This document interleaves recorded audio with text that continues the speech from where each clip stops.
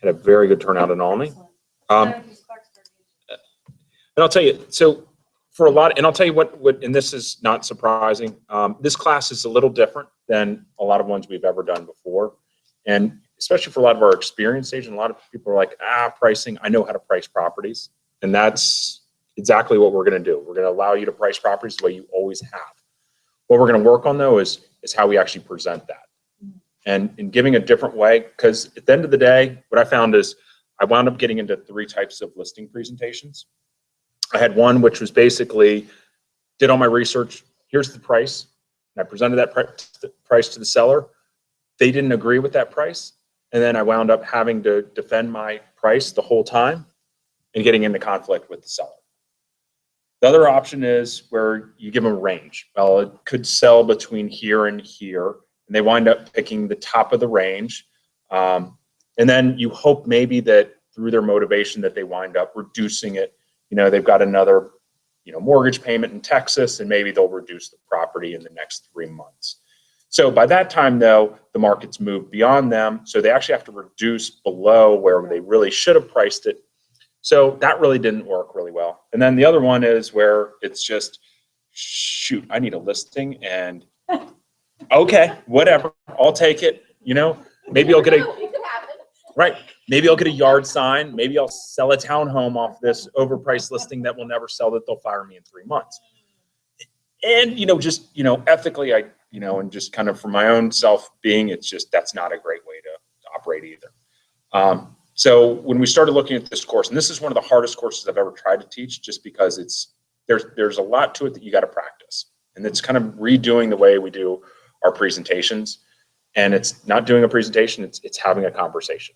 And it's getting the seller to follow along and self-discover what price they should price the property at.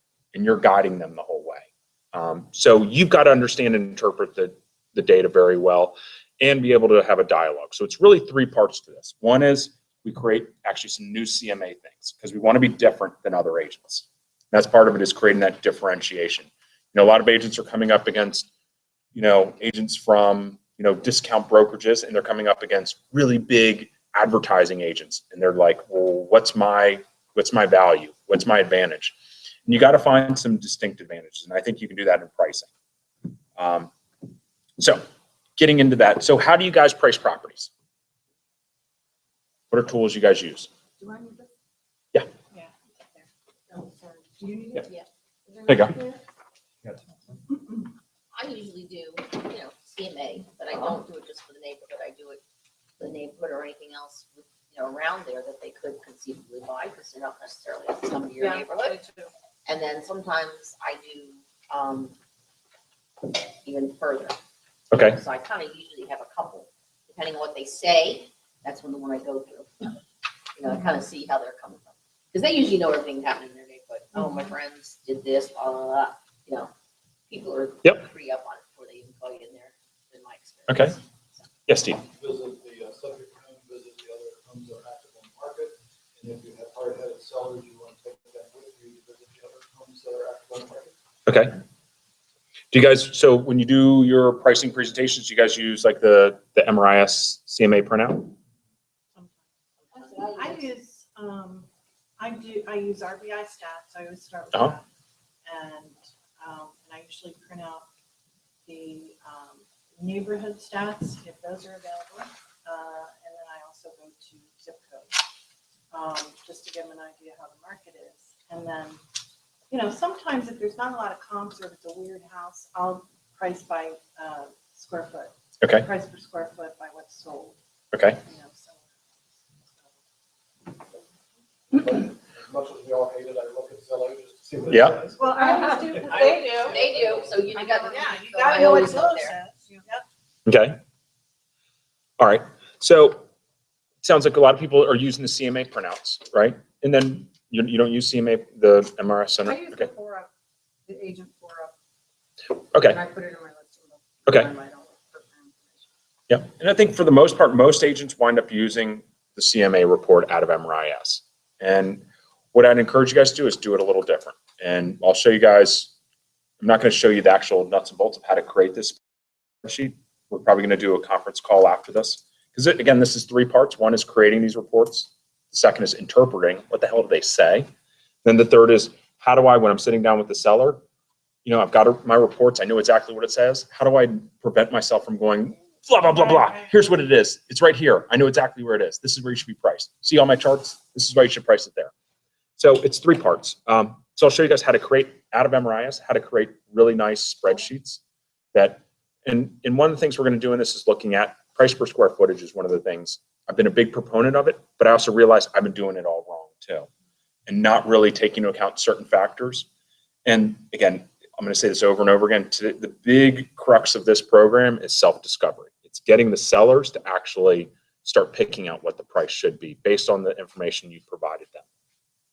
Far too often, again, we've done these presentations. We've talked for an hour and 15 minutes. We get to the end of it and we're like, does that make sense? And they go, yeah, sure. Yeah. Or you just, you do a great presentation. You think you did a great presentation, and you leave the presentation thinking, I slammed that. That was awesome. And they wind up listing for some other agent. You have no clue why. They don't tell you why. They listed with someone else. So a lot of this is also asking some really good questions throughout the presentation in the dialogue so that you get that buy-in, that am I dealing with an unreasonable seller, or am I potentially, maybe it's me, maybe I'm not presenting this correctly and maybe I need to go back. So we'll delve into this kind of as a process. So other things I would encourage you guys also talking about how we price properties. NAR, RPR is a good thing to look at just to try to get that gut check. I definitely look at Zillow and I look at those two because they're automated valuation programs. And there's a lot of them out there now. Zillow isn't the only one that's doing this nowadays. It's good to know what the buyers are going to see of this property. You may think it's worth a whole lot more than Zillow's got it, or you may think it's a whole lot less, but you're going to have to defend it one way or another. All right, let's move on. Page number 3. All right, so life is all about perspective. And this is a booklet for you guys to read and review as well. Yeah. Yep, there's one more right there. Yep. You need one too? Oh, here you go. I got one. Last one. This is perfect. Perfect number. Okay. Okay, so basically, your success as a listing agent has everything to do with your value proposition. In other words, if sellers perceive more value with you than your competition, they'll choose you. If not, they won't. It's that simple. To determine what constitutes value in the eyes of the seller, you need to look at, you needn't look any further than the one thing all sellers claim to want, and that is to sell their home. Thus, it's safe to say that if you can assemble plans and strategies that lead to homes being sold, you will be seen as providing tremendous value and in great demand. All right, so questions to ask. So looking at a presentation, do you emphasize, and this is at the last paragraph, do you emphasize price or exposure? What do you guys emphasize? Oh, well, really both, yeah. So if you had to choose one, let's just.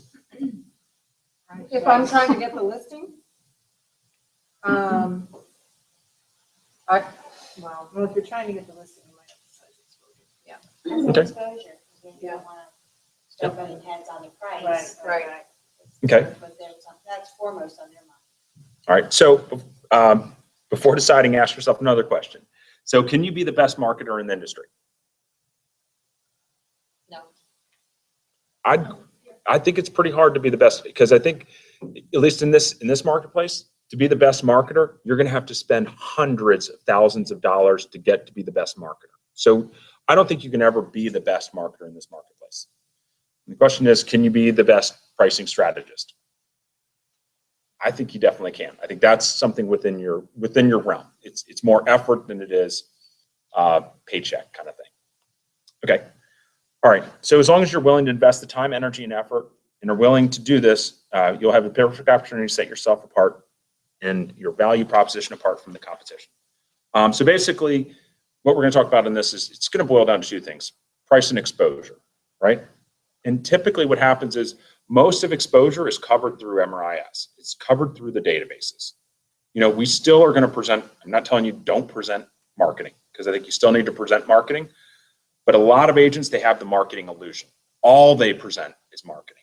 It's just marketing, and the pricing kind of falls apart. They really don't care as much about the pricing, probably a lot of times because they're not very good at it, and they can't do it. But I would encourage you guys, because you might run up in a listing presentation where if all you're doing is marketing, you're going to lose to someone else who's just got a more powerful, what they are selling as a more powerful marketing program. I don't think the MRIS is where it's at for marketing. I don't ever hear a buyer say, my agent sent it to me through the MRIS, ever. It's always a website. It's Correct, but it Zillow, was, it's Redfin. but they're not, that wasn't a listing that was put into Zillow or Redfin. Not, I mean, that was put through Yeah, not MRIS. through the MRIS, but buyers don't know that. They don't get that. They don't, either do sellers. But it's being exposed through MRIS. Well, true. but- Yeah. And most buyers are all represented, correct? I mean, I want to say yes. I'm just saying that I do open houses and I ask the buyers where they found this listing. It's never my agent sent it to me. Correct, Yeah, but they're you getting, Put it in, you're the force that They put it in. see it Once it's in- because you put it in. And Yeah, I get all that, but I'm just saying. so we use the example of the big agent who has an office in Clarksville, okay? So most of his stuff, he puts in MRIS. Buyers find it on Zillow, Trulia, Realtor.com, Frontdoor.com. It's been marketed. The ad that he may do in the Howard County registry isn't necessarily driving that buyer to that listing who would have never seen it through MRIS. Does that make sense? Mhm. So what we look at is a lot of exposure is taken care of by, between us, it's taken care of by our just simply inputting it in MRIS. So putting emphasis all on marketing isn't necessarily what's going to get the property sold. What will get it sold is proper pricing. All right, let's change the page to page 4. So we talk about core beliefs. And a lot of this program is also changing our mindsets. And I'm sure this class will be no different than yesterday's. I'm going to challenge you guys kind of on the way you've been doing things. And you may say, there's no way I'm going to do this. And I'd encourage you to try some of it. You've got to, and again, a lot of it is if you want to keep doing the same thing and look like the rest of the competition, that's okay. What I'm going to challenge you guys to do is to look a little different, try something different, so that you do set yourself apart from what everyone else is saying in the marketplace. So I think that's a lot of the problem. That's the reason why sellers are being attracted to a lot of these low budget and low cost models, is because they see all of us as the same. We do the same thing. You guys bring out all the same CMA sheets. You guys do some of the same marketing all over, that it's going to come down to price. So core beliefs. We'll read these off. And okay, first one is informed people make intelligent decisions. Would you guys agree? All right. Pricing homes is not an exact science. Would you agree with that? Because there's 3% of real estate that's controlled by God. I have no clue how that property ever sold for that much, and I will never be able to explain it. Number 3, pricing homes is neighborhood specific, location specific, right? 4, there's a difference between value, price, and entry. So these are 3 new terms that we're going to use a lot in this program. So value is basically buyers determine value. Value is going to be the sold listings and the expired listings. Sold listings are properties that buyers chose, right? Expired are properties that buyers didn't choose, right? They fell off the market. Price. Sellers determine the price. So the sellers, at the end of the day, they're going to determine where that price is. Because again, if that, where you come up with what the value is and where the property gets priced, if the sellers can't afford to sell the home at that price, it's not going to sell, right? So they're going to determine the price. And then competition determines entry. So you do all your research on what's sold and what's expired. Does it meet the seller's needs? And then the third thing is, when I throw this out into the marketplace, what's active? That's our competition. If the current competition is really high or really low, that's going to affect where, at the end of the day, we need to put the property in at its entry point. Okay, number 8, the pricing game is all about justification. So what we're going to work on is justifying our prices, and ideally having the seller, they're the ones who are going to make the decisions. I went to this here at Direct it was they brought in home sellers, home buyers, and Gen Ys. They did it's like a think tank, or what do you call them? We bring in focus groups. Yep. So it's focus groups: 5 home sellers, 5 home buyers, 5 Gen Ys. Across the board, the one thing they said about the realtors, most of them were very happy. There was a handful who did not like the realtors, but for the most part, the ones who liked the realtors, they said they did a great job. They got me exactly to where I wanted to be. I loved it. The problem was, throughout the process, I didn't know how we got there.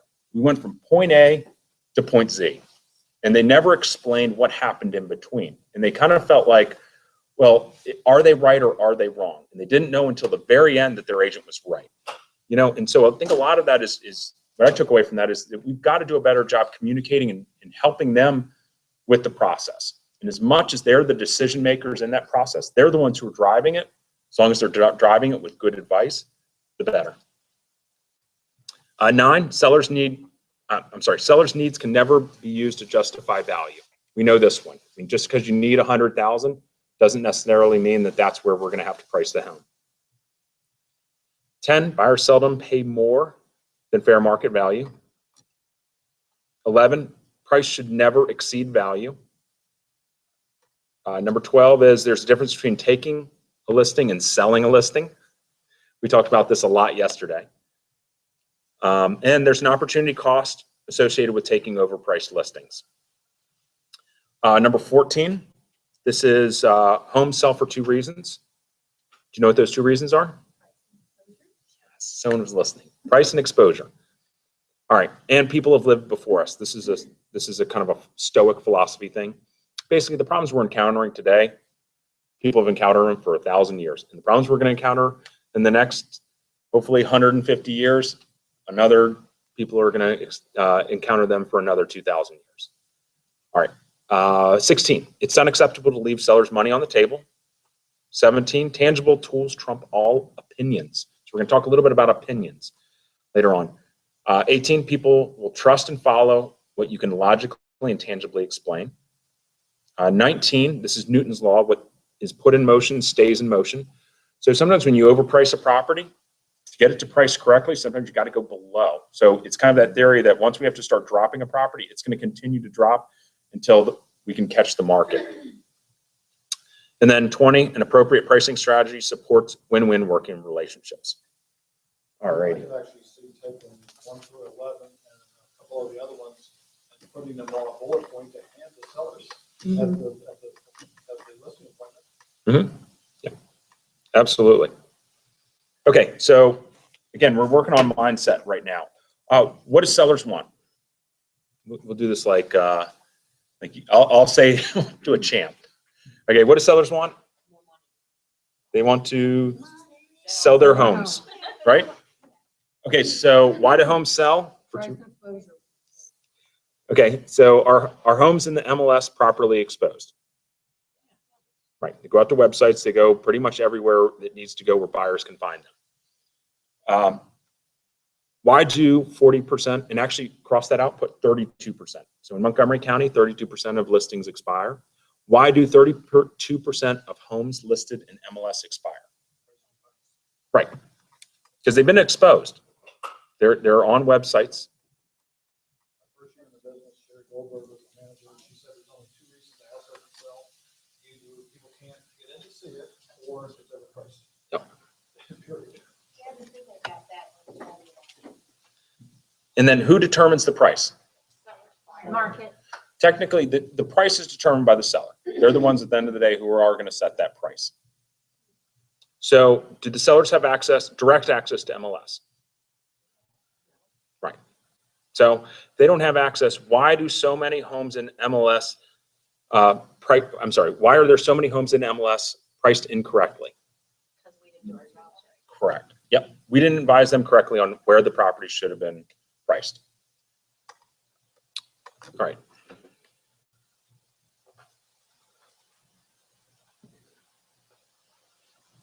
And then part of this is also what we're going to do here is we're not going to teach sellers what to think. We're going to teach sellers how to think, right? Not what to think, but how to think. This is going to be a little different than a lot of us do our presentations. Again, most agents do the same exact type of CMA. All right. And then let's go to page 6. So we started talking a little bit about this kind of tongue in cheek and how we did presentations. So why do most agents fail on pricing properties correctly? Sometimes it's a lack of knowledge. They just don't know. They don't have the tools. Right. Sometimes it's a lack of confidence. Seller says this is what it's going to be, and the agent says, okay, sure, let's do that. Sometimes it's a lack of judgment. Sometimes these folks, it's just about taking the listing. Other times it's a lack of care. Sometimes it's really, I'll take as many listings as I get because it'll just get me more listings. All right, so our role is going to be different. We're going to be an advisor, not just a listing taker. All right, so what's the role of an advisor? To determine and justify value and entry point. What determines value? So the value of the property is determined by its features, amenities, and condition of the subject home. So features are going to be those things you can't change in a home or are very difficult to change, like a walkout basement. I put decks in that category. Construction, brick siding, size of the home, square footage, the lot location and lot size. Is it on a busy road? Is it on a nice cul-de-sac? Is it a large lot? Is it a small lot? The amenities and condition, those things can be changed. And sometimes we put the amenities and condition ahead of the features. A lot of times we got to kind of digest how we price a home in a couple different ways. And this is what we're going to do is we're going to look at features first, and then we're going to go and we're going to drill down into amenities. I'll show you how that works. Okay, so what justifies value? So we talked about what determines value, and that's basically our subject home, the home we're going in on the listing. So what justifies that value? It's going to be the things that sold and or expired that are going to justify it. It's going to be the features, amenities, and conditions of those things that sold or expired. And then what determines entry point? And that's going to be our current market condition, what's active in the marketplace. And then what justifies that entry point? It's going to be, again, it's going to be looking at their features, amenities, and conditions of those active homes.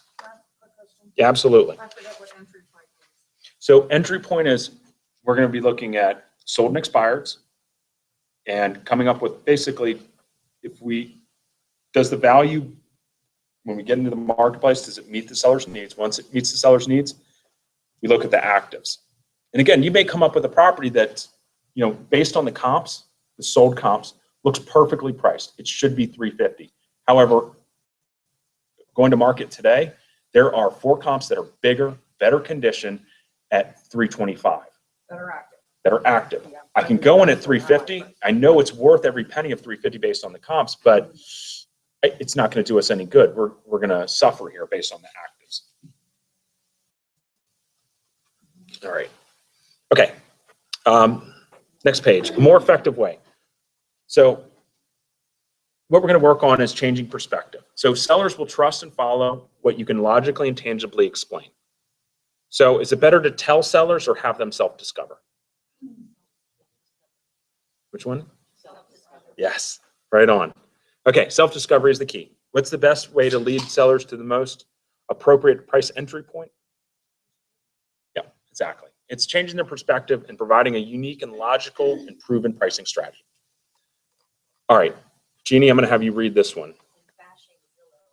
And bashing. Okay, monologue versus dialogue. What do you want me to do?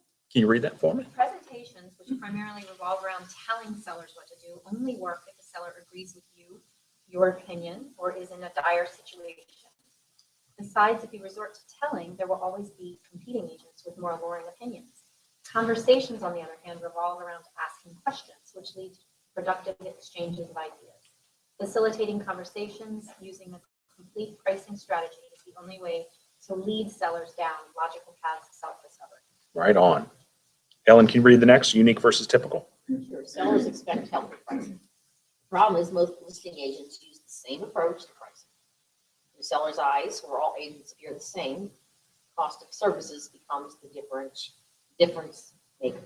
How can you expect more in commission if sellers perceive you as identical to others who charge less? To separate from the pack, you must use a unique, logical, and proven pricing strategy. Right. So the bottom line, if a seller is unwilling to listen and or follow tangible logic, you're obviously dealing with someone who can be defined as unreasonable. I don't know any unreasonable sellers, maybe you guys do. Life is too short and costs are too high to be in a relationship with an unreasonable seller. If you find yourself dealing with a seller who's rejected logic, best to say next. Remember, you live in a world of abundance. Besides, history has proven that unreasonable sellers seldom get more reasonable with time. Yeah, in the brokerage world, we have that too with unreasonable agents. Usually agents who come to you who've left their last broker after 3 months usually leave you after 3 months. So You have to sell before they hate you. yeah, exactly right. It's the we've had the rodeo sellers. You got 8 seconds. If you can't sell it in 8 seconds, you're done. They're going to eat you up and spit you out. But usually some of those sellers, they have really nice properties. They can sell in about 7. Okay. Quick analysis of your current approach. So let's look at, these are a couple questions. Okay, look in the middle box. So do you consider features, amenities, and condition of the subject home? Yes. Yep. Do you consider the features, amenities, and conditions of the sold listings? Okay. So do you do the same for expired? No, Yes. I never did expireds. I never did expire. Okay. Well, that'll help you know where your entry is. You see what didn't go. I didn't sell it, just got everything else. I think the biggest problem with expired is they see an overpriced listing on the list, and they, I go straight to that first. Yep. Well, but it didn't sell. So it's almost, and you use it to try to balance the two out. In that I'm not just selling, I'm not just giving you the positive stuff. I'm also telling you what didn't work. All right. The dreamers, is that what they do? Yeah. All right. Do you guys look at the seller's financial needs, net sheets? Yes. Okay. I thought you said no. What's that? I thought you said not to do that because it doesn't matter if they need 100,000. They can't get it. They can't get it. But then you're not going to list the property. And you can't tell if they're underwater. Yep. And you need to know, because they might not know exactly where they're at, Right, they might or not. they might lie to you. Mhm. Might happen. And speaking of financial needs, there's a great app called Close It. It's free through MRIS. It does seller net sheets. It does buyer net sheets. It's awesome. It's really easy to use. So it's a quick way to do a net sheet. All right. So do you guys consider market trends and conditions of for the area? Yeah. Okay. Do you guys look at the active homes? Yeah. All right. And do you look at the seller's timing needs? Okay, cool. So for the most part, what we're going to talk about today is no different than what you're doing right now, right? Maybe it's adding in the expireds, maybe it's tweaking, kind of some of the data, but it's really just how we walk the seller down that path to come up with a price. Okay. And one thing in here, it's, and I've been guilty of this too, is the herd mentality where I've almost over CMA'd people. I've given the 40-page CMA. I've given the market trends to show where the dip happened in, 3 months ago and how we're feeling this pig in the python and using all these creative ways to try to just pitch them. But again, it was more all just me pushing my information on them and not really getting back from them. Are they with me? What are they thinking? And leaving that presentation clueless, whether they understood or didn't understand. Okay. So remember, the message is the same. I'm sorry, it says when the message is the same, how the message is delivered becomes the key point of differentiation.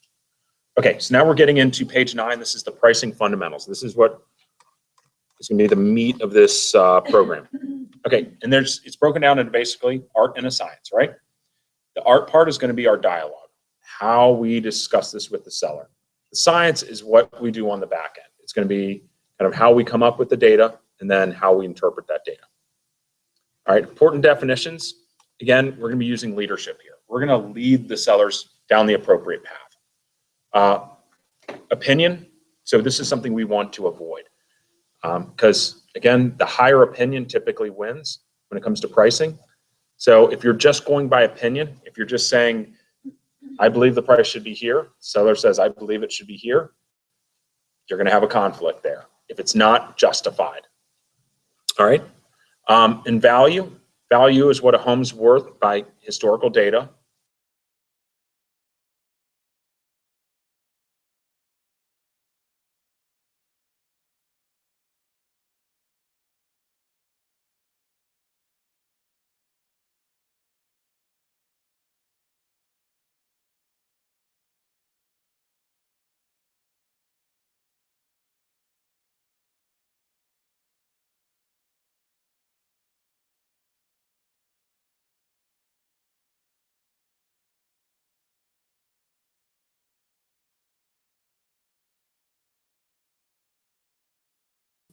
and sellers accepting it. Would you guys agree with that? Okay, sellers control pricing decisions at the end of the day. So just because you know how to calculate an appropriate price entry point, that doesn't mean your listing will sell. So the only way your listing will sell is if the seller follow your logic and take complete ownership of the appropriate price entry point. It's a mouthful. All righty. So this is the trademarked 7-step pricing strategy presented by Remax LLC, not to be used in conjunction with any other organization. So, okay, so this is a program developed by a brokerage in Texas. They've been using this for 15 years. And really, this is kind of been at the crux of the Momentum program. Dale and I have studied this for about a half a year now before we really started implementing it. Again, a lot of this is study, practice, act, and then reevaluate. Study, practice, act, reevaluate. Almost repeating it. Because I think a lot of this is going to be changing the way we do things. And again, that change is going to create us to look unique in the marketplace. Okay, so the 7-step pricing strategy. Okay, if you don't have a collaborative approach, you won't value the 7-step strategy. Okay, step 1 is identifying and gaining an understanding of value ranges. We didn't say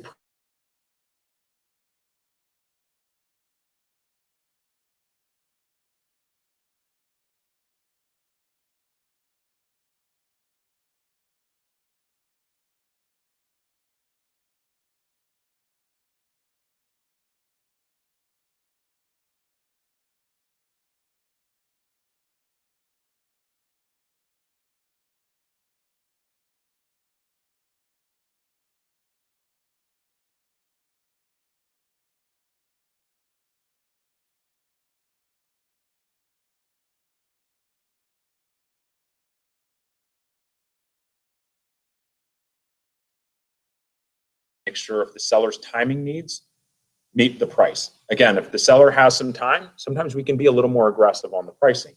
If we know they've got a deadline, we've got a home sale contingency coming up, we've got a new home that they're purchasing, they gotta, yes, we gotta be out in 3 months. We gotta get this house under contract. That changes sometimes how we price properties. Okay. Let's move on to step 1 on page 11. So determining value and determining value range. Okay, you must possess a broad working knowledge of pricing in the neighborhood. In every neighborhood, buyers are willing to pay more for some homes than others. It's your job as a neighborhood pricing expert to determine why. The mistake a lot of agents make is they only study the data related directly to the subject home.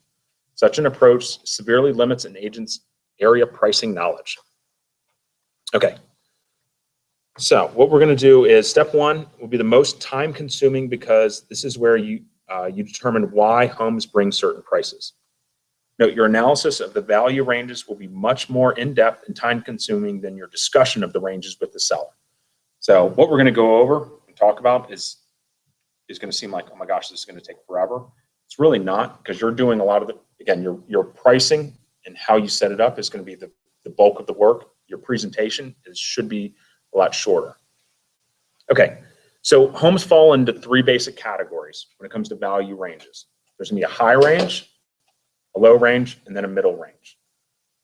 And then within those ranges, and what we're going to use to determine those ranges is going to be price per square footage. So some of you guys have seen my pricing CMA lab, where we rank by price per square footage. That's how appraisers do a lot of things. That's how commercial world works. It's by price per square footage, because that's one of the, if you could pick only one feature basically to compare all homes, price per square footage is the big one. It's unit price. It's how we buy groceries. It's how we buy gasoline. We buy it by a price per, unit. In our case, this is going to be square footage. So it's kind of like a great equalizer. It's not the only factor though, right? Because there's a lot of other factors we've got to consider.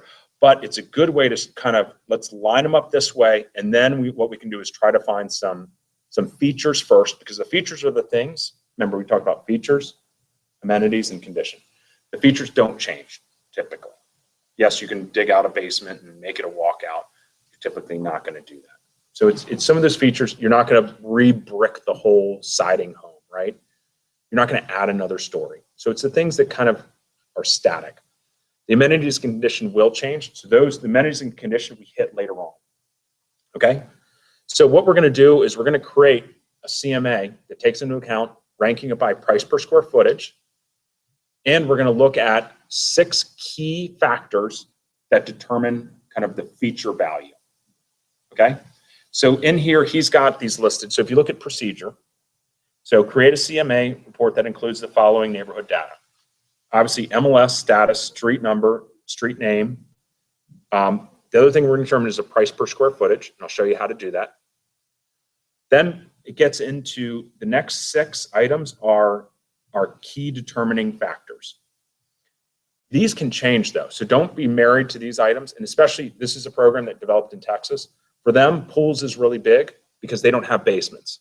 So they can live outside, 300 days out of a year, and to live outside in the summer in Texas, you've got to have a pool, right? So it's almost like their basement, if you think of it that way.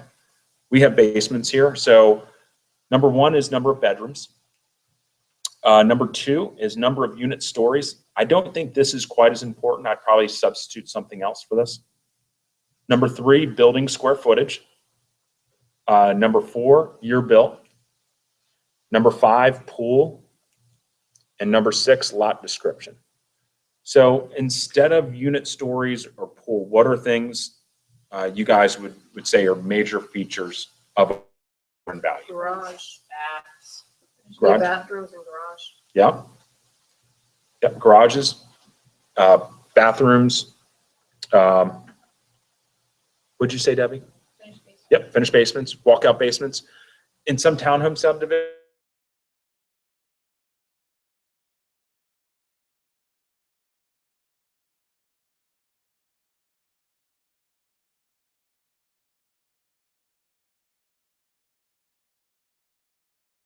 they also tend to have, so a lot of times they have some of these features built in. They've got more of the better features, right? Right. The properties that are in the mid-range maybe have half of those features. And then the low range probably would have lower features, right?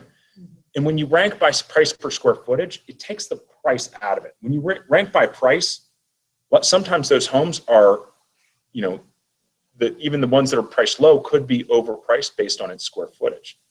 So sometimes sellers get caught up on price if you rank by price. And I'll show you, let me show you what I did here. And I put some examples on the table. There should be some spreadsheets, and I'll share these all with you guys. All right, let me.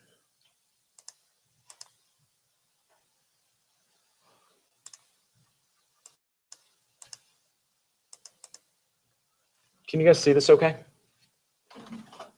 Okay, so this is basically a CMA. I took all the data out of MRIS. So in MRIS, you can build basically have you guys ever exported data out of MRIS? You can export it into a CSV file or an Excel file. They've got 2 in there, or 3. There's residential default. There's one that's basically everything. Then there's like mailing labels, right? This, you can basically also create a custom one. If you go to settings in Matrix, you can create a custom one, and you can pick only the columns that you want. So what I've done is I picked columns, and this one's a little shortened. I picked a bunch of these columns, looking at these 6 pricing features, and added on like, another 4 or 5, garage spaces, exterior construct. Let me see. Yeah, exterior features, deck, patio, fenced yard. So you can add all these on, so you can create a CMA sheet that looks like this. So then what I did was, and you can even create a CMA sheet, and it'll pull over from the tax records. It'll pull over most all of the above grade square footage, right? I had to go in and fill in some blanks. It only had about half of it. So I had to go in and add above grade square footage. Once I had that, I came up with my price per square footage. Once I had the price per square footage, I sorted it highest at the top, lowest at the bottom, right? You following me here? Okay, so then I looked at, just looking at the price per square footage, were there any breaks in the price per square footage? And I found a couple break points where I saw, these were definitely much higher. This was 300 to 265. This is 259 to 238, 235 to 164. I kind of put them in different categories. And if you look in here, some of the highest priced properties, there's a high price property. There's a 565, 579, 577, 585 in the low range. So it takes sometimes you show sellers a CMA, they want to look at the highest price, right? Here we're actually, sometimes the highest price ones are, aren't necessarily in the best price ranges, because you think, oh, the seller's just going to want to pick the high range, right? So we try to take that out of the equation. So we're going just by price per square foot. And then what we want to look at is, are there features that are common in each of these groups, or are there features that are absent in these groups out of those, let's say, 6 key factors? So one thing, in this example I used, this was 500 to 600 in Alney, detached homes. And what I found was, out of the 7 high range, highest price per square footage, they all, 4 of the 7 had walkout basements, right? Getting in the mid range, 1, 2, 3, 4, 5, 6. 6 out of the, say it's 12 had walkout basements, and then only 2 in the low range. So if you have a property that doesn't have a finished walkout basement, let's say, you probably shouldn't be in the top range, right? You might be in the middle or the low range. And again, I'm talking to you guys about this. When we're describing this to our sellers, we use a little bit more dialogue. We're trying to get them to see that. Like, do you see any differences between these properties based on these features? Do you see features that are missing from one category that aren't in another? What you want them to say is, oh yeah, there's no walkout basements, and They're all highlighted green. yeah. Well, you want to lead them down, yeah. And then other things you might, well, we have a split level, okay? Well, okay, Mr. and Mrs. Seller, we have a split level. Do you see any split levels in the high range? No, we don't. But we do see more in the low range, correct? So you try to lead them down that discussion that it's, we've ranked it with the price per square footage. It's not as much just about list price. We're looking at features. What features do they line up with? And so what you're trying to do is get them to see that, okay, well, we don't have this, we have this, where should we be priced? So in theory, you have, what I recommend is usually 15 to 20 homes to use in your CMA. Sometimes you may not have that many based on the market area, but that's an ideal number. It gives you enough to kind of create some stratification. And what you primarily be able to do here is, if walking through the dialogue, getting the seller to pick a price range, right? Based on square footage. A value range. I'm going to change my verbiage. So once they pick a value range, you've knocked out 2/3 of the listings you're competing against, right? You've whittled down basically where they should be priced. So let's say it's a situation where they should be in this middle range. Within this middle range, you're looking at a square footage between 260 and 238. That's a pretty big spread. And that can make a big difference in the pricing of that home, right? So now what we're going to do, actually, I'm jumping ahead at this. I'm jumping into stage. Okay, you got us. I got you. Okay. In stage 4, what we're going to be doing is then price and then kind of positioning it within. So we still haven't even nailed a price. We haven't even told them that you're going to be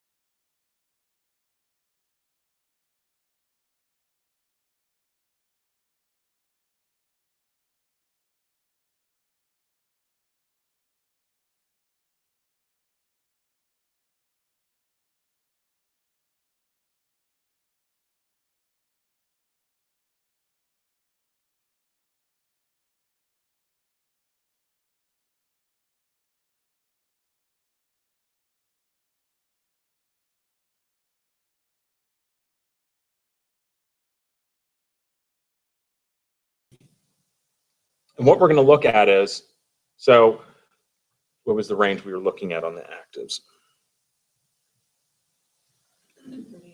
I'm sorry, solds. Sold was 259 to 238. So if we're looking at 259 to 238, so there were properties that were actually listed in that range, in the mid-range of the expireds. And again, only one of them had that finished walkout basement. So again, I didn't have a lot of data for this example, but what you want to look at is just check against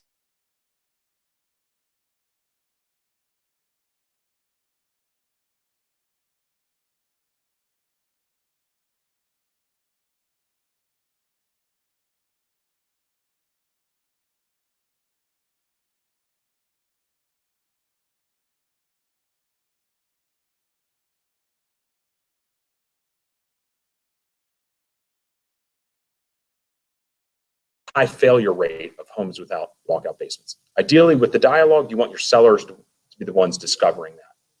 But you're presenting data in a way that you're trying to get them to lead them down that path that they're like, oh, that's right. We don't have a walkout basement, nor in most of these don't have walkout basements either. And these sold, right? No, these did not sell. So you check your sold data versus the expired data. That's step 2. Step 3, then now, they say, okay, I think you are right. I think we probably should be, based on the solds, I think we should be in this middle range. So once we choose that middle range, we've knocked out the top and the bottom.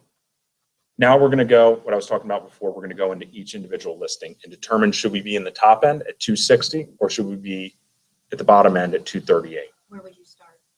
What's that? Where would you start? Would you start at the top end or the lower? You're gonna compare, you're gonna do comparison. You're gonna. Yeah, we're going to look at the MLS sheets of these 15 homes. Yep.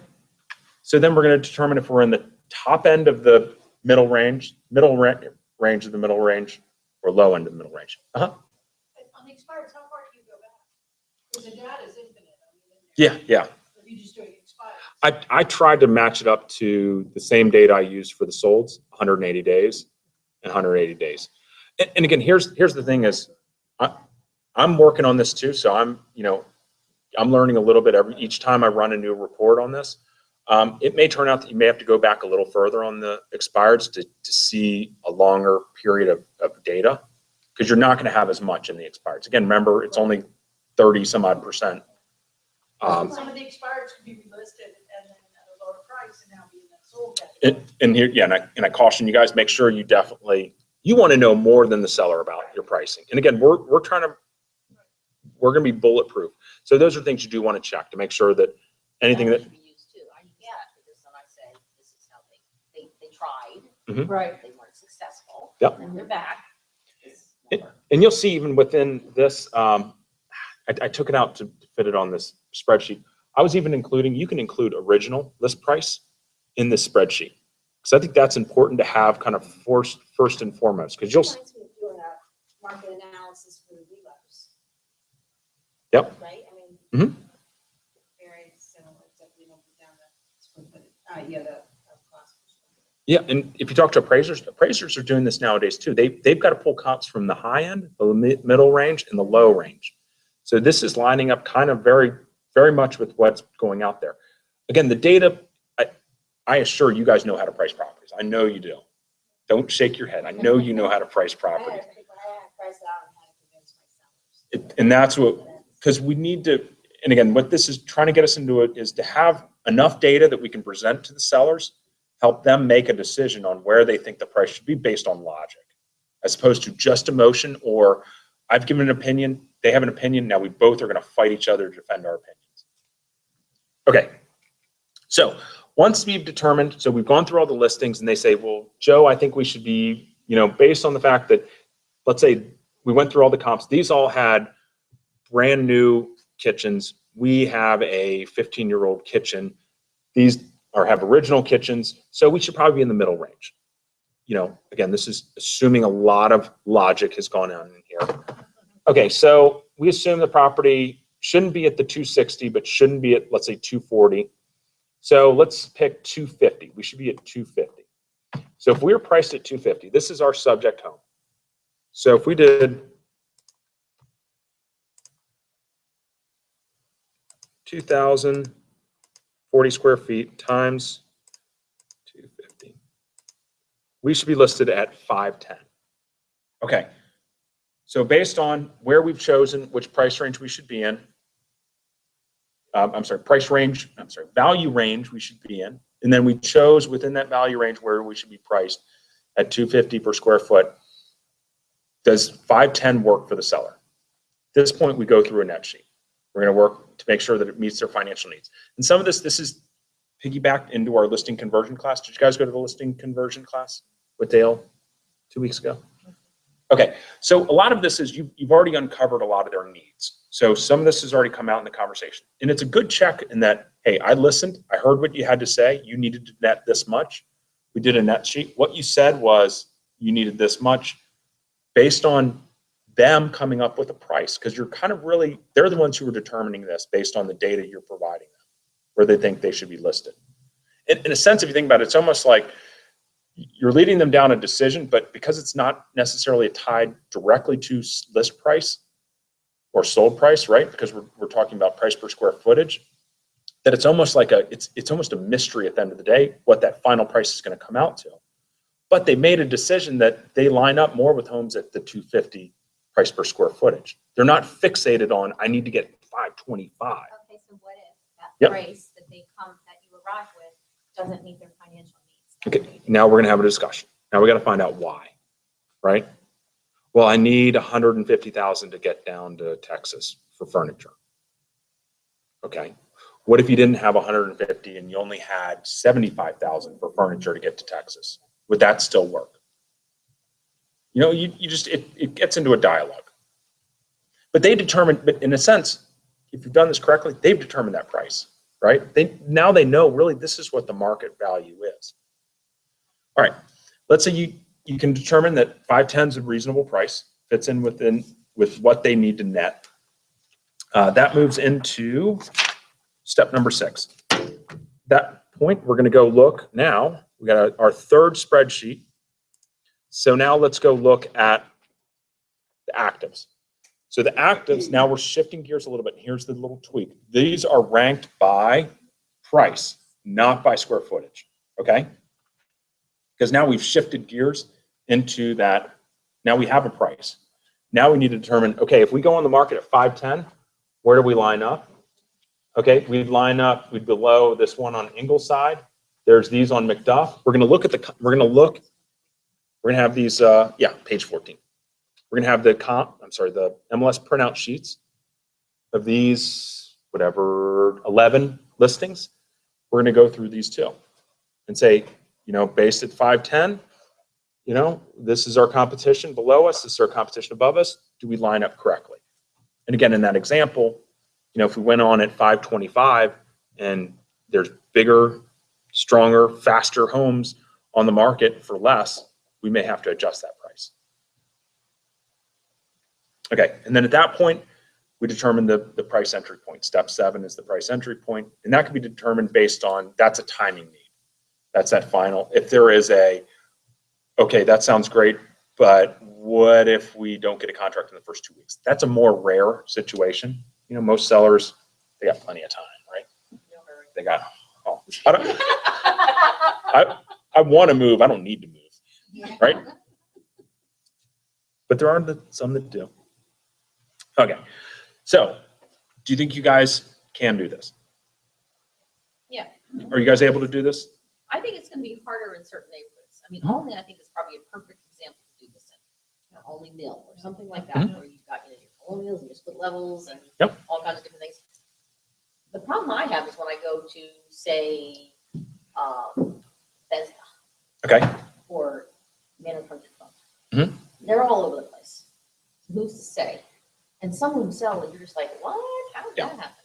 And then some of them go really low, and it just doesn't seem like there's any rhyme or reason. Yep. Yeah, and that is, and again, this is not an exact science. Right.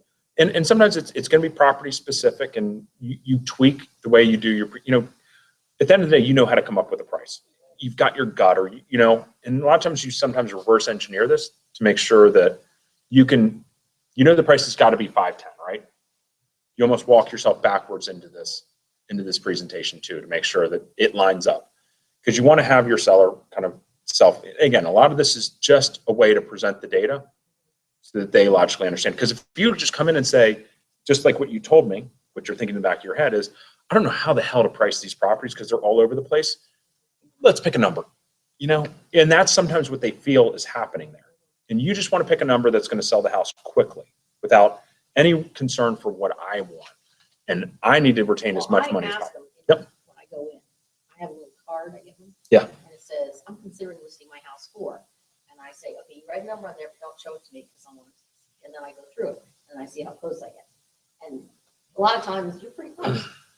Sometimes you're not, but then you know what you're dealing with. Yeah. I like that. Yep. Okay.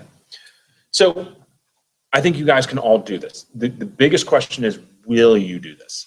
And this is where it's going to take a little bit of, you know, getting out of your comfort zones and figuring out, I know you can do this. It's just having the determination to actually sit down and practice it and try it.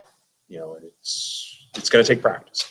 And that's why I was telling a couple of you, what we're going to do is also set up a couple either webinars or small group where we actually do a little bit of roll up your sleeve, work on the reports, make sure I show you guys exactly how to pull these reports out so that it's super easy to pull a report out. And then some work on interpreting them, because just because you pull the report, then it's like, the hell does this say? I don't even know what price range it should be. Well, a lot of people also across the country sell real estate by square footage. So when you get people coming from other places, they ask you that. So you might as well have that information. Mhm. I've had that a lot more. lately. Yeah. People ask me that. And it's different. I mean, a lot of people don't do it here. A lot of agents don't do it because MRS doesn't make it very easy to pull this stuff out readily. So, and some brokerages are even like, don't even go there because we got sued 15 years ago. So don't even talk about price per square footage. So you want us to use this to differentiate ourselves, but what if that's perceived as you're so different, you don't know what the hell you're talking about? Everyone else that we interviewed did it this way. Well, again, I think through the dialogue, the seller is going to be, you know, you're basically facilitating the conversation as to where they should price the property. So Will it make them feel more empowered then, you think? absolutely. Yeah. And if they own that decision where the price should be, you know, how should be priced, then there's not a lot of second guessing or, you know, a lot of doubt in the way you've done your job because you've helped them come to a logical decision, unless you find out that they're just illogical. So when I do it, I usually go straight to the sold. Yes. And I look at where their house ranks, not the sold, the actives. I go straight to the actives and I look at where their house ranks in the actives. Yep. And I can almost say to them, if you price it here, you're gonna have to wait for these 4 houses to sell first and hope nothing else doesn't come on the market. Or you can price it here and you'll sell before the rest of them. Is the point the process? Because I feel like I'm cutting to the chase. Yeah. So the point is the process. Yep. But you're giving point's them the the process. point. You're But then when telling they them ask a what to question do. or something, you have this in your hip pocket to be able to Yeah. go through it if you don't want to start out like that. Right. And again, it's just I mean, helping. I show them the solds as well because, well, I look at the solds because I want to make sure that I'm on target, but sometimes the solds are higher than what's available. The market's changed, That's Yep. what he's talking about. right? So it doesn't really matter to me what's sold except for from an appraisal standpoint. It matters to me where we sit in our competition. And I usually have seen the competition, so I Yeah. really know. Good for you. Good. Yeah. Mhm. And again, I came from I shifted gears a couple years ago and went to you can't buy anything that's sold, right? Buyers can't buy anything that's sold. So I'm only going to focus on the actives. And I shied away from the solds. And a lot of my sellers were like, well, what about this sold? What about that sold? You know, and they wanted to look at some, because they Right. were up on what it sold based on, you know, a newsletter they got or whatever. So I think this kind of takes that into, you know, you're balancing some of the seller's needs and justifications. Because if you leave the solds out of the conversation, there's gonna be some doubt there that, does Maria know what she's talking about? because my neighbor sold 3 months ago. And why aren't you using that comp? Why Yeah, are you only looking? yeah, no, I do. And the actives are fluid, and the actives are fluid too. And there's times when I've looked at the actives, and I got burned on this recently. I was looking at the actives, and I wasn't looking at any of the expireds. And recently, a lot of the properties, and it wasn't until I started doing a lot more research, I realized that a lot of the properties we were competing against expired. And I thought we were priced well based off of these. Oh, these are up here, we're priced below them.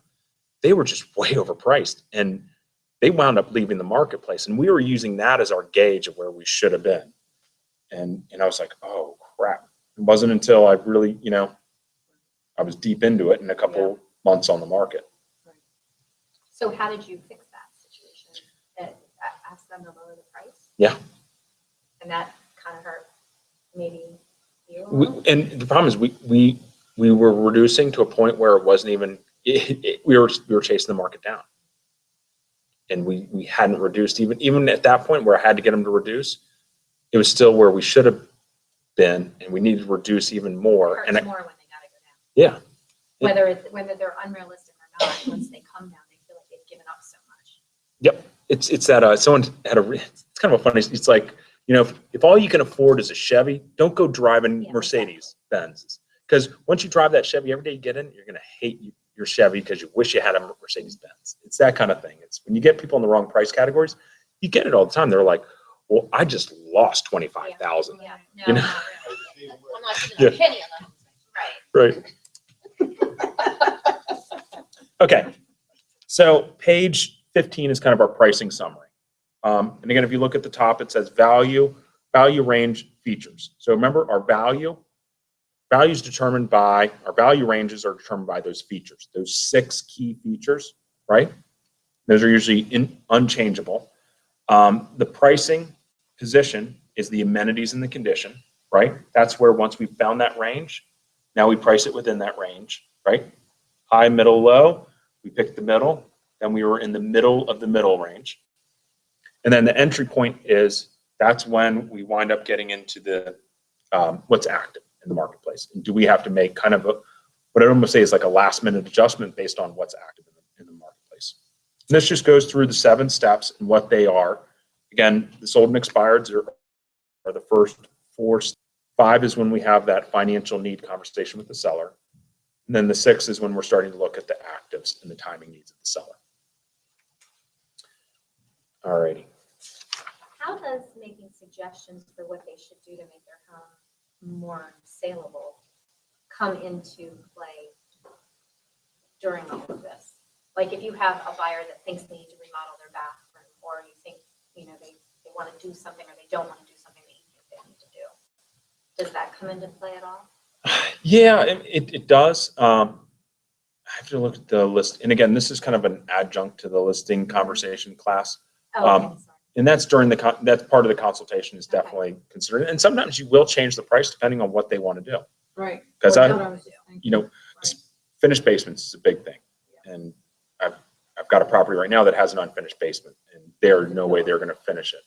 But it's one of those things that they had their druthers. And there's a home on Bluebell a couple years ago that it was owned by an agent.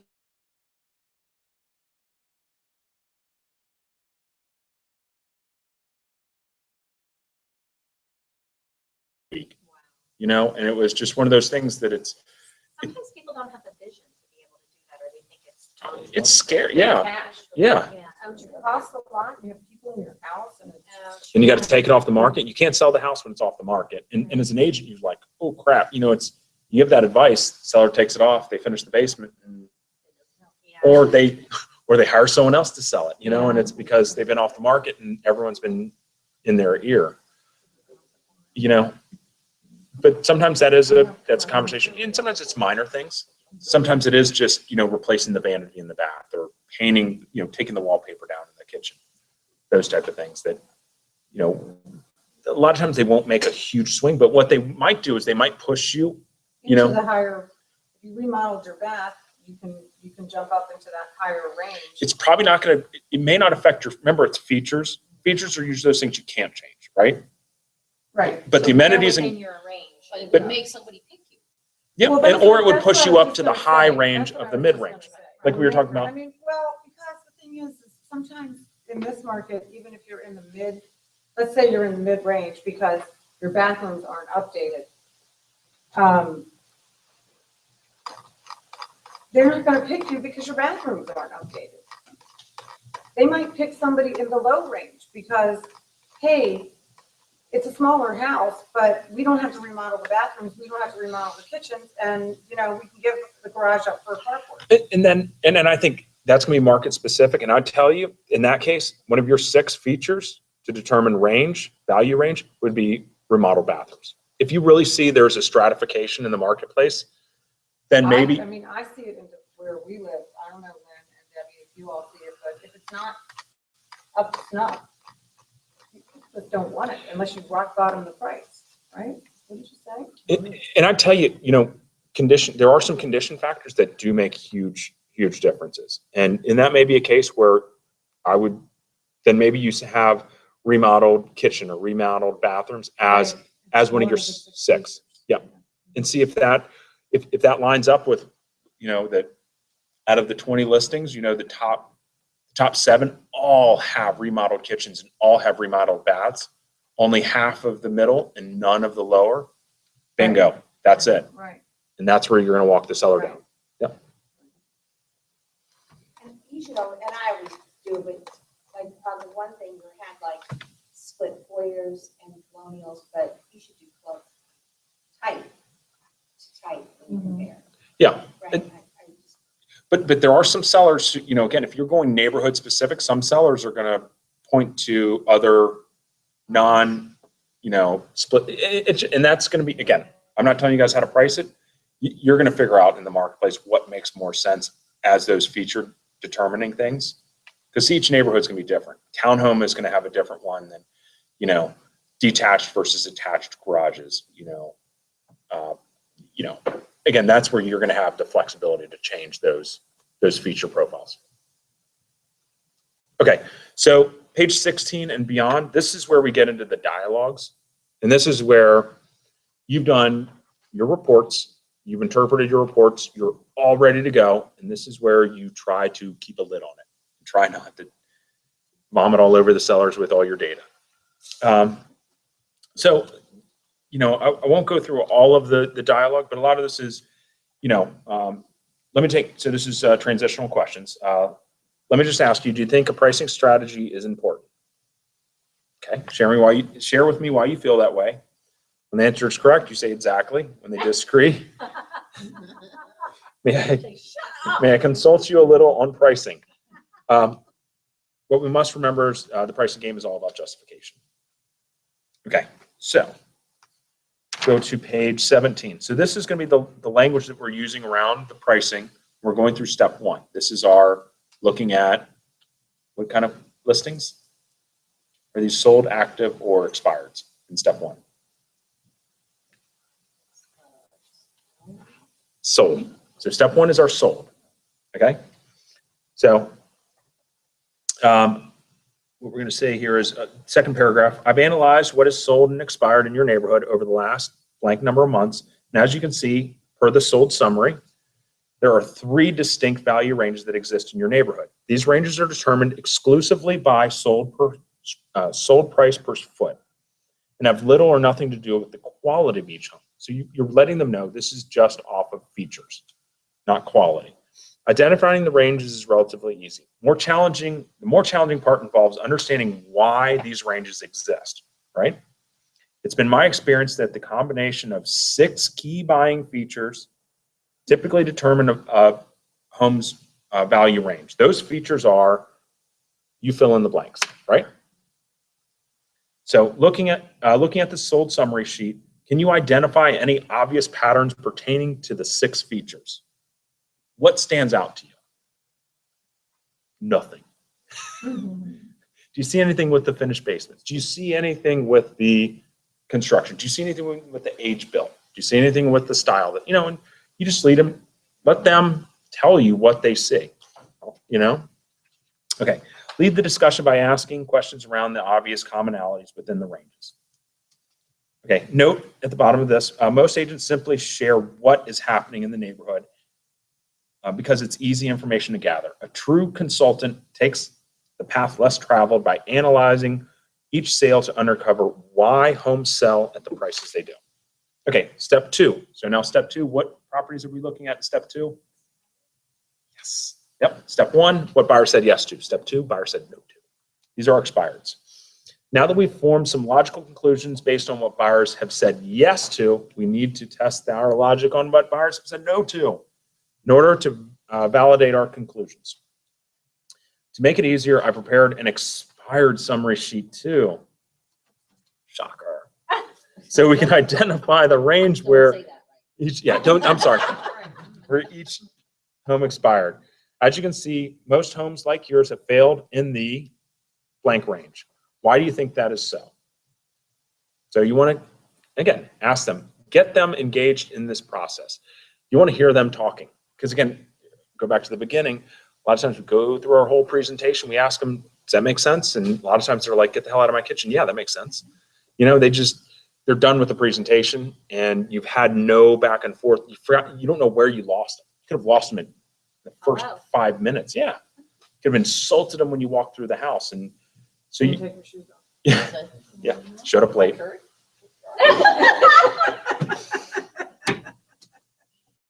And then here's, and again, you want to ask questions that you know the answers to.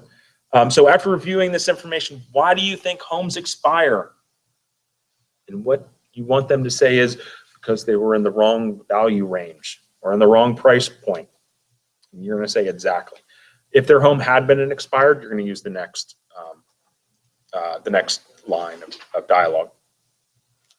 Okay, page 19. So in the dialogue, this is where we haven't asked them, prices yet. Okay, right now this is going to be our big ask because we showed them sold data. We've asked them just about what features or kind of trends they've seen in the sold. Step 2, expired, what trends of the features they see. Now we want them to determine this suitable range they should be in, high, medium, or low, right? So after reviewing what buyers in your neighborhood have said yes to and no to over the past X number of months, and given the features of your home, which value range do you think your home most identifies with? And then you shut up. Don't And they talk. really shut up. Yeah, let them talk. And then ask them, so why do you feel that way? Even if they tell you the right range, ask them, why do you feel that way? Or even if they tell you the wrong, when they start to go trying to tell you why, they're going to be like, Well, maybe not. Mhm. Okay. So congratulations, you've just cleared a major pricing hurdle, right? We've gotten them to eliminate 2/3 of the stuff on the CMA sheet. Okay, so step 4 and 5 are kind of combined. This is where we strategically place it within the range. So they pick the middle range. Now we're going to be at 260 or 240 or somewhere in between, right? So now that we've determined the appropriate value range, we need to correctly position it within the range and check and see if your financial needs will be satisfied. That's going to be the end of step 5. It's been my experience that a home's proper position within a range is determined primarily by its amenities and conditions. Remember, features is where we came up with the value. Amenities and conditions is where we're going to price it within the range. During our home tour, you pointed out such and such as amenities you believe added value to your home. This is where they pointed out their, maybe new bath, maybe the new carpet they put upstairs, they just, painted the whole outside of the house. So, and it also, a key point here is this shows that you were listening during your walkthrough of the house. And that's where, it's that you gave information, I understood, now I'm telling you what I understood. I printed support sheets for each home on our sold summary sheet and highlighted the amenities these homes share with your home. To study the condition of each home, I look at the remarks section along with multiple pictures. As you can see, homes with similar amenities and condition as yours are located in the upper, mid, lower end of the range, right? Can you see that homes with such and such amenities updates and that appear to be in great updated condition are selling at a premium within this range? Great. then given the amenities and conditions of your home, where do you think we should be positioned within the range? And why do you feel, then once they give their answer, why do you feel that way, right? So we got them to determine a range. Now we're getting them, same kind of process, getting them to determine where within that range they should be based on amenities and conditions. Kind of more of the changeable items. Okay, I agree. Now let's see, and this is where we came to that. They picked that 250 price. Remember when in that example we were using, they picked 250 per square foot, knowing their square footage was 2040. We came up with the 510 sales price. So now we're going to see, well, let's see if this meets your financial needs. So basically the 510, we go on that sheet. Okay, note at the bottom, begin by reviewing the amenities and conditions of the subject home as discussed on our initial tour, and go to the sold summary pages and review the homes with similar amenities and conditions within the same range. Okay, but we don't need to go over that. Okay, step 6. So now, done our net sheet. We just finished our net sheet. Okay, so now we're going to take that 510 price. It works for them. So since we don't function in an isolated world, we must compare your home to the options potential buyers have in your neighborhood at this value. This will help us identify our true competition and indicate if we must make any price adjustments before entering the marketplace. The active summary sheet lists all the active properties in descending order according to their list price, right? We're not using square footage, price per square footage anymore. Looking at this report, which homes appear to be in competition with us? And then hopefully you agree with them. Now using the active summary support pages, that's where you've got the MLS printouts. Let's analyze the features, amenities, and conditions of each to see if they are indeed true competitors. Once again, all commonalities are indicated in green. What do you think? I agree. You know, for instance, like actually that only, I'll just show you this. I lined up, when I did the actives, found a cool thing. So all of the upper range were in the 90s, the mid range were all 80s, and then the low range were all, Your bill? yeah. You might find some of these little things. And, you know, that's like Yeah, that's Yeah. gold. those aha moments. Well, it's almost like in Clarksburg. I mean, people are going to Clarksburg because they want new. Okay, they don't want. Okay. So you've gone through that. And again, what this is you're showing them the actives and asking them where they feel their home should be priced within the active range. You know, based or how they line up based on the properties that are on the active range. At that point, then we get into this. This is our timing, making sure it meets their timing needs. So then there's a review section here. So it says, so let's review. Okay, have we considered the features, amenities, conditions of the homes, conditions of the homes buyers have previously said yes to? That's our sold information, right? Bingo, we've done that, yes. Have we considered the features, amenities, conditions of the homes buyers have said no to? So have we considered the features of the homes currently competing with yours, the actives? And have we considered the features of your home? Have we considered your financial and timing needs? And is there anything else pertaining to the price that we need to consider?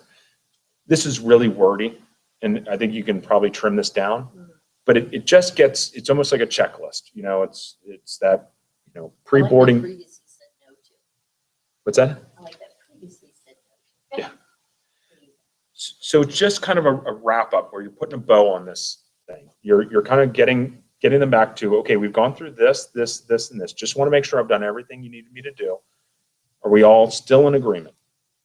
And this is where you want to pull out maybe those objections they haven't told you yet. Okay, so based on all the information available and your timing need, at what price do you think we should enter the market? If reasonable, I agree. If not, share with me why you chose that price. So you're still going back to them, and they're going to be the ones determining that price based on all that information and the information they've decided. If we've determined that 510 is that price, they say, well, 565. Okay, we just went through a whole walkthrough, right? So it gets you an understanding. So why do you feel, based on all the information we went through, it should be listed at 560, right? It gets that point out. They can talk themselves out of it too. If they're not in agreement with you and you let them talk enough, they're gonna hear what is coming out is not making any sense. Right. Hopefully, you're dealing with someone reasonable and you can bring it back to logic. If not, at least, because again, you may be with someone illogical and that happens too. And that's when you say goodbye. And that may be Kids can't be a the, win-win. or they say bye to you but at least in a sense, at least as opposed to where we've been in the past, a lot of times where we just don't know why they didn't choose us. A lot of times also, spouses aren't in agreement. The parties are not in agreement. Yeah. One is reasonable, one is not. Yeah. This gives the one that is some ammunition to work on the one that's not. All right, and the next dialogue is the last one. This is the seller's remorse dialogue. This is basically if your house sells tomorrow, how would you feel? Because ideally, what you also want to make sure is that to eliminate some of that doubt, if they price the house really well, it might sell right away, which is like a whole. It's a horrible thing, That's our goal. right? This And, is what we're shooting for. and there's some really good language around that just kind of walks through. Because again, it's not really when the buyer shows up; it's that they The show up. buyer should show up Yeah. based on all these things. The buyer is out there waiting for your house. Yep. Yeah, Even looking and everything. right. And then the last page is just kind of a summary kind of everything. This it puts it in a flow chart. All right, any questions We're on? gonna go home and try to create these on our own and. What I will do is everyone who's been in the class, I'm going to email you guys out my spreadsheets to take a look at. Just kind of give you guys some idea. Yeah. What we'll try to do is just organize some real quick. We can either do like a video conference call or like a small classroom setting, just to kind of nail down a couple little features. So is this export out of the listing, right?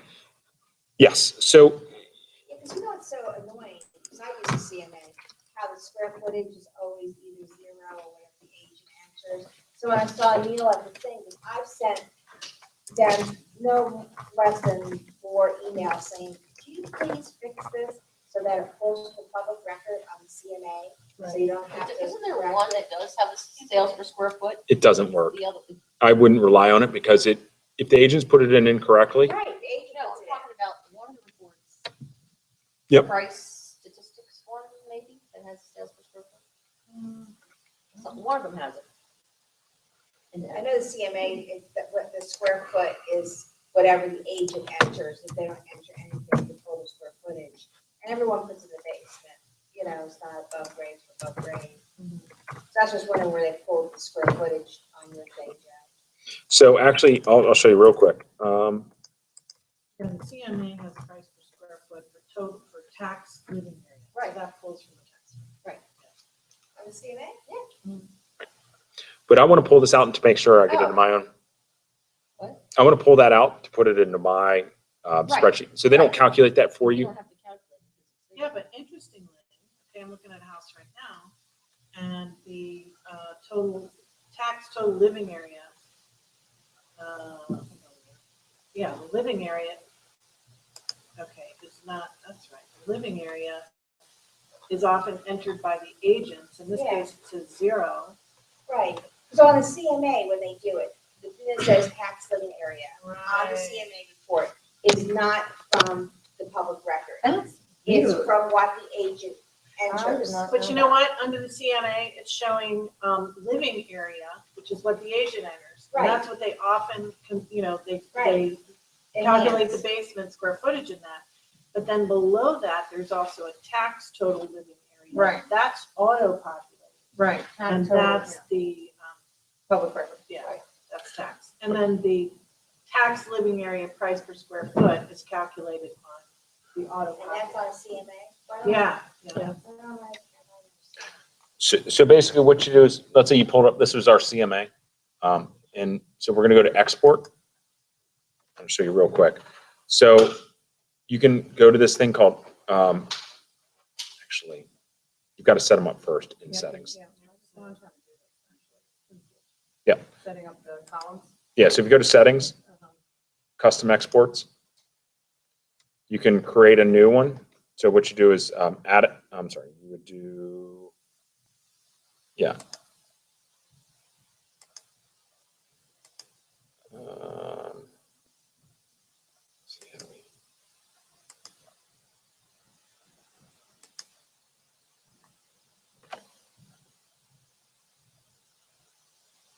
If you've done it before, it should be saved. Yours says manage, maybe you're not in the right screen. If you have saved Oh. your columns before, Joe, Yep. it's somewhere up there. It automatically saves your custom searches. It's a custom search. Yeah, right? it's the wheels spinning.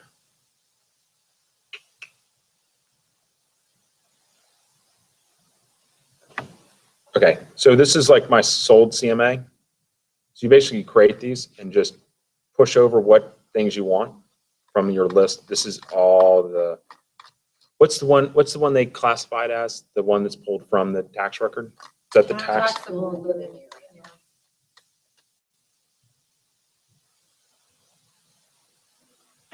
Yeah, tax total living. You know, I've got above grade square footage. You know, that's actually pulling, I'm gonna use that one instead. Because the one, the above grade area finished, I think that is the agent inputted one. Okay, learn something new every day. Yeah.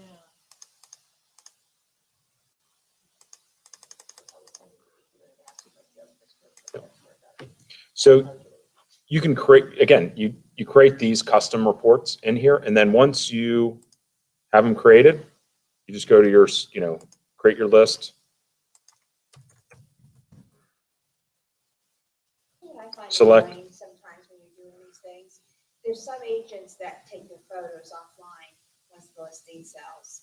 I think they should not let them do that. Mhm. It doesn't do, it's not fair. Do the agents do that or does it expire? No, the agents It's take not them off. the agent, it's the company that took the photos. Uh-uh. Once they're in Yeah, I Matrix, think- no, once they're in Matrix, they're in there. Text took everything down. Yeah, they'll take off the link, the tour link, but the actual photos that are in the gallery, those are manually deleted, which a lot of agents are doing. Our promoter does it.